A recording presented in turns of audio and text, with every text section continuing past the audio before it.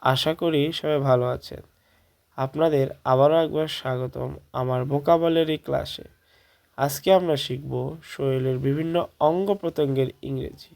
আসুন জেনে নেই।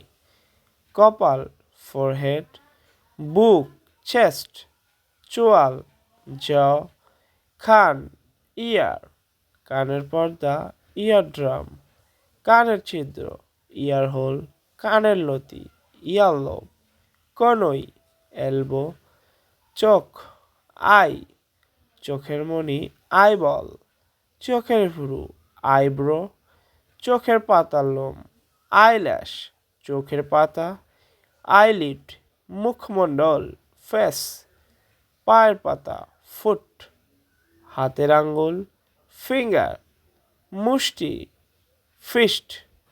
ধন্যবাদ সবাইকে।